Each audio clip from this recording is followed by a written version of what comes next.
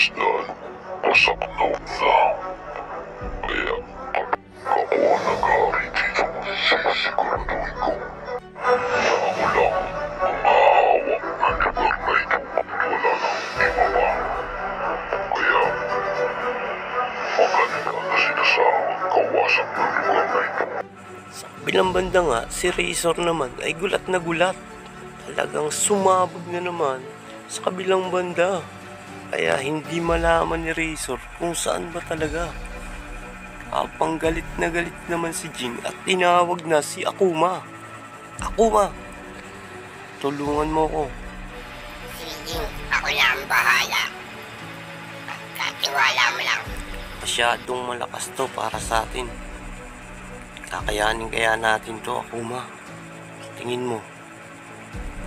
Ngayon na, Akuma, atakihin mo na siya. Sige, ako na ang bahala. At naglabas nga ng isang malakas na aura. Lakas si Akuma. Ibibigay ko na lahat, Jing. Ibigay mo lahat na lahat. Ako na nagsisiguraduhin ko na ito lang rin natin na pag-atake sa kanya. At nagpaulan na nga ng maraming suntok si Akuma na walang tigil at walang humpay. Ayan na nga. Abilidad ni Jing hanggang sa sumabog ng malakas sa harapan. At wala talagang ibang marinig kundi ang pagsabog at mga pagguho ng lupa na tinatamaan ng kanilang mga abilidad. Si Jing, kaya Jing, ano na? Kaya pa ba natin? Alam mo na kaya mo pa, Jing. Kaya huwag ka mawawala ng pag-asa. Tutulungan natin to. si Jing naman ay talagang pagod na pagod. Hingal na hingal dahil sa kanyang inilabas na abilidad. Jing, Pahinga lang ako sandali, Akuma. Babawi tayo. Wala pa ring malay sila kahit sino sa kanila. Kaya matagal talaga ang pagtitig ni Jing at nag-iisip. Ano na kaya ito? Tayo na, Akuma. Magsimula ulit tayo. Labanan natin ang Netero na yan hanggang sa katapusan. Hanggang sa pinag-isa na nga ni Don Prix at ni Jing ang kanilang kapangyarihan para lalo pa nilang mapalakas ang pagsabog na tatamuin ni Netero. Ngayon ramdam mo na. Maraming salamat. Kaya ito, tanggapin mo, Netero. Sumabog na naman nga ang isang lugar na napakalakas. Boom!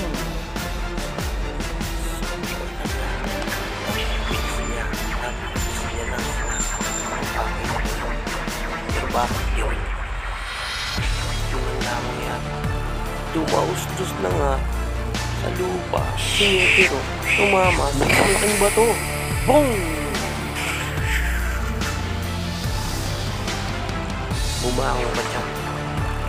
Dahil may susunod pa ako ibibigay para sa iyo, Netero. Ito, tanggapin mo. Naglabas na naman nga ng bagong abilidad si Jing. Man mo ang talagang pinakamalakas na binigay sa akin, Don Prix. Ito, nasakin mo! Hanggang sa nagbabaan ang mga concentrated ball ng Nel. Talagang binigay sa kanya ni Don Prix. Ang dami itong bumaba para malagas ang nalagad niya. Hanggang sa nagkaroon ng isang malaking pagsabog.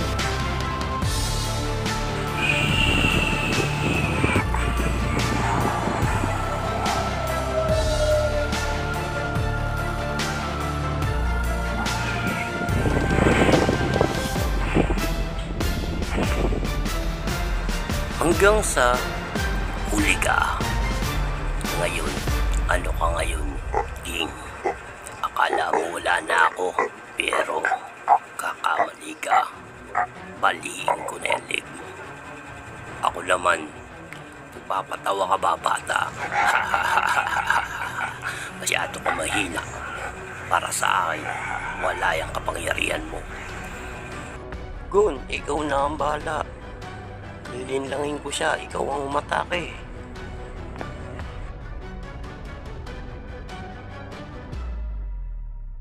Halos lahat ay pitakan lupa. Talagang wala na mapapakinabangan. Talagang naglayuan na ang maninirahan. Sigun naman ngayon. Wala,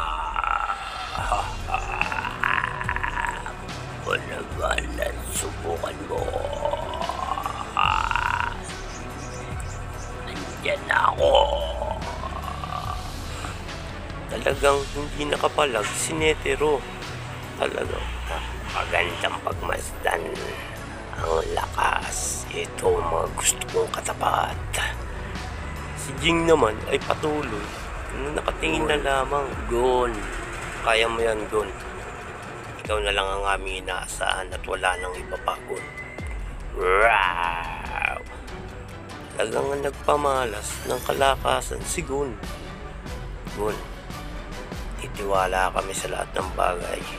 Gusto ko lang gamitin nyo kay Don Fix kaso wala na talaga akong lakas para magamit pa yon. At si Gon naman niya ang umatake at humabol kay Netero. Napakabilis. Hindi ko kaya sabayan ang kanyang mga tira. Sumabog na naman. Gon, mag-iingat ka. Hindi ko kailangan pabayaan ng aking anak. Sumabog na naman at tinamaan na naman. Wala nang magawa si Bion Netero at talagang lahat ng bagay ay talagang nawawasak pag nagkakaabutan sila. Si Hisoka ay natulala pati si Kai. Kaya wala na talaga silang pagpipilian. Halos wasak na talaga ang ng lugar na iyon. Sige Gon, nandito lang ako Gon. Tulungan kita paano ka. Ano Jing, hanggang dyan ka na lang ba? Wala ka naman palang pinatbat, masyado ka lang maingam. Ano yun? Nararamdaman akong aura.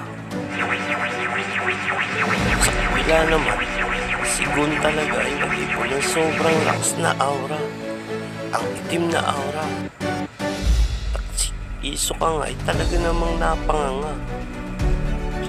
Susubukan ko ito para malaman mo na hindi lang kami basta-basta ang nilalang. Na nanggaling pa sa ninuno ko ang lahat ng lakas ng ito.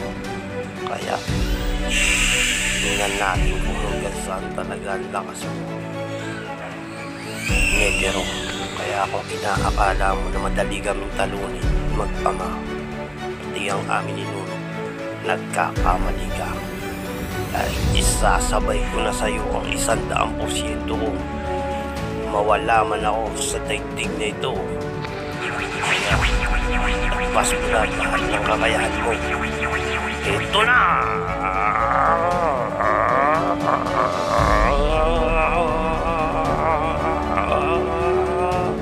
At tuloy nga, pag-atake ni Gon, talagang nilabas niya ng lahat ng meron sa kanya. Tanggapin mo to.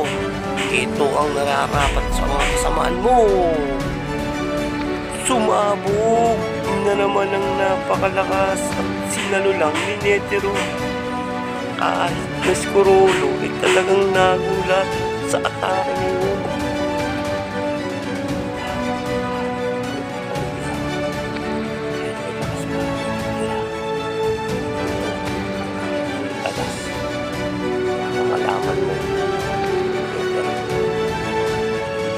Kailangan ang tapusin ng kasamaan mo sapagkat nawawala ng balance sa daigdig na ito. Sa kagahamanan mo, lumipad na nga si Gon, tumalon pataas. Patuloy nga nagmamadali para ibuhos ang kanyang huling atake.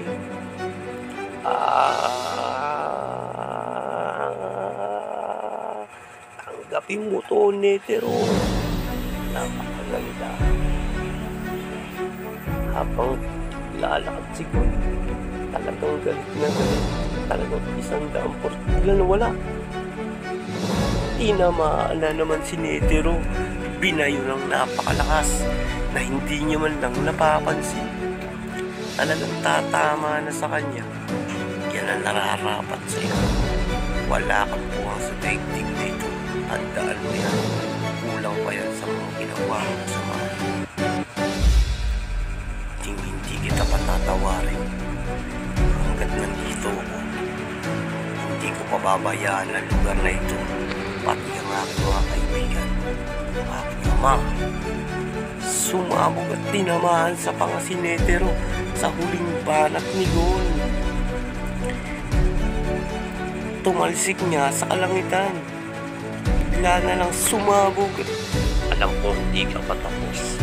Tumayo ka na dyan at tutuloy natin ang laban.